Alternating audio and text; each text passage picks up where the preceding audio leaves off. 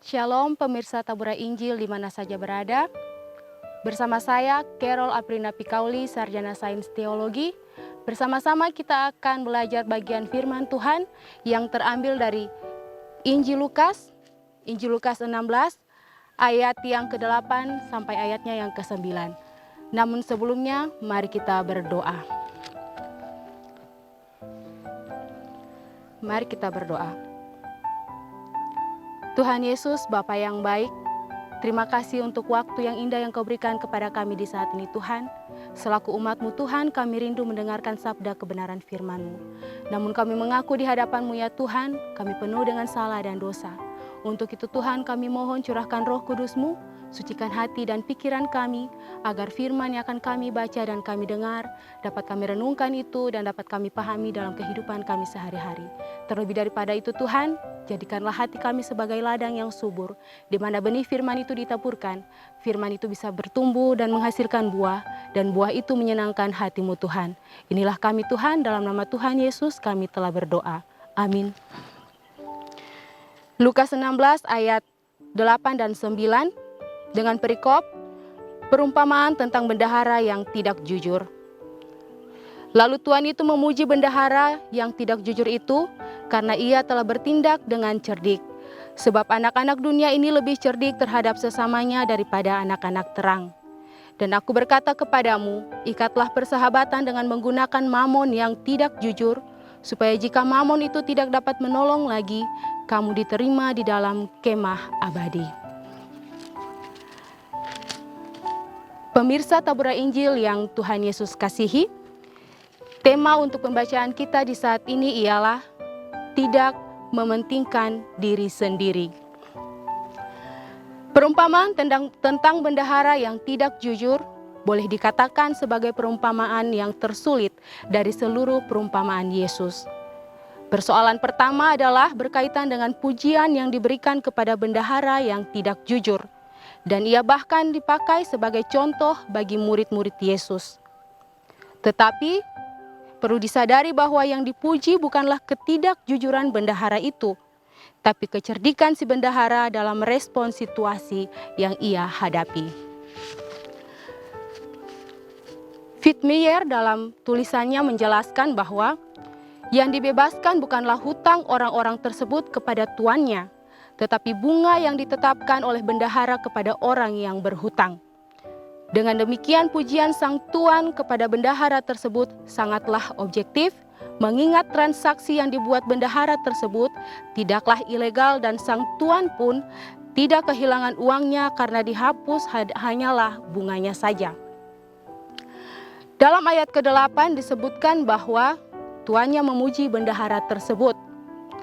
Pujian dan pernyataan pada ayat 8 ini memunculkan banyak perdebatan berkaitan dengan siapa yang memberi penyataan dalam ayat ini. Dalam konteks perumpamaan ini, sang tuan tidak mewakili Allah atau Yesus. Sang tuan adalah tuan yang ada dalam kisah perumpamaan ini. Pemirsa Tabura Injil yang Tuhan Yesus kasihi, tindakan yang cerdik dan tepat waktu dalam menggunakan uang dalam perumpamaan bendahara yang tidak jujur sekarang diaplikasikan dalam ayat yang ke-9 dan dalam konteks Lukas, di mana harta harus digunakan untuk menolong orang miskin agar mereka akan menyambutmu di masa kekekalan. Yesus kemudian memberikan nasihat agar anak-anak terang bersikap cerdik dan bijak dalam menggunakan uang ataupun harta yang mereka miliki.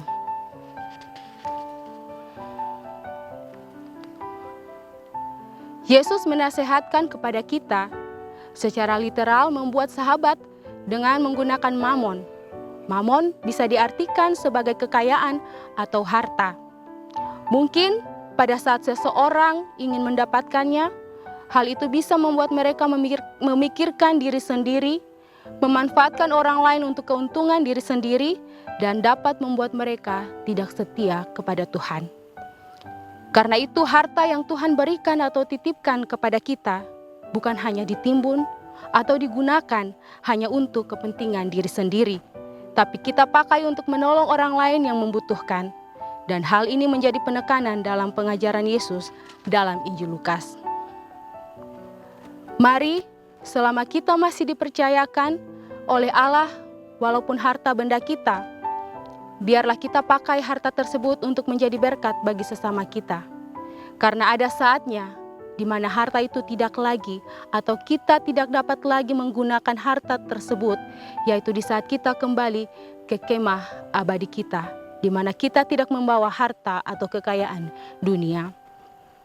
Dan sebagai murid Yesus, semua perbuatan baik yang kita lakukan bukan untuk memuliakan diri kita, tapi sebagaimana Yesus katakan dalam Matius 5 ayat 16, demikianlah hendaknya terangmu bercahaya di depan orang, supaya mereka melihat perbuatanmu yang baik dan memuliakan Bapamu yang di sorga. Pemirsa Tabura Injil yang Tuhan Yesus kasihi, kisah perumpamaan tentang bendahara yang tidak jujur, dengan kecerdikannya mengajarkan kita bahwa setiap orang yang hidup jauh dari Tuhan selalu menghalalkan segala cara untuk kepentingannya sendiri, sekalipun hal itu merugikan orang lain ataupun mengambil hak orang lain. Berbeda dengan anak-anak Tuhan, mereka takut menghalalkan segala cara untuk kepentingannya. Orang benar rela mengorbankan kepentingannya untuk kepentingan banyak orang. Kiranya Tuhan Yesus memberkati kita dengan firman-Nya. Amin. Mari kita semua sama-sama berdoa. Mari kita berdoa. Tuhan Yesus, Bapa yang baik, tak henti-hentinya Tuhan, kami mau bersyukur atas segala kemurahan dan cinta Tuhan dalam kehidupan kami. Terima kasih untuk waktu yang indah ini Tuhan, di mana kami boleh belajar tentang firman Tuhan dalam Injil Lukas 16 ayat 8 dan 9. Bapa yang kekal dan yang kudus, kiranya firman yang boleh kami pelajari di saat ini Tuhan dapat kami mengerti itu selaku umat-Mu, dan biarlah firman ini tetap bertumbuh dan berakar dalam kehidupan kami.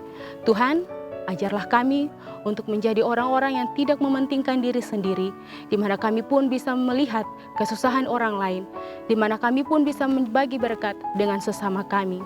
Ajar kami Tuhan untuk menyadari bahwa setiap berkat yang Kau berikan dalam kehidupan kami, di situ ada berkat orang lain yang Tuhan titipkan bagi kami. Bapa yang kekal dan yang kudus, kami pun mau berdoa menyerahkan seluruh kehidupan kami, menyerahkan seluruh pemirsa Tabura Injil mana saja mereka berada Tuhan. Biarlah dari Tabura Injil, dari program Tabura Injil ini Tuhan bisa memberkati banyak orang. Dan mari Bapa, Engkau memberkati kami semua dengan kasih dan kemurahan-Mu Tuhan. Dalam nama Tuhan Yesus, kami telah berdoa dan mengucap syukur. Amin. Demikianlah perenungan firman Tuhan di saat ini. Jangan lupa untuk tetap menonton program Tabura Injil dalam channel YouTube Klasis GKI Yapen Selatan. Tuhan Yesus memberkati kita.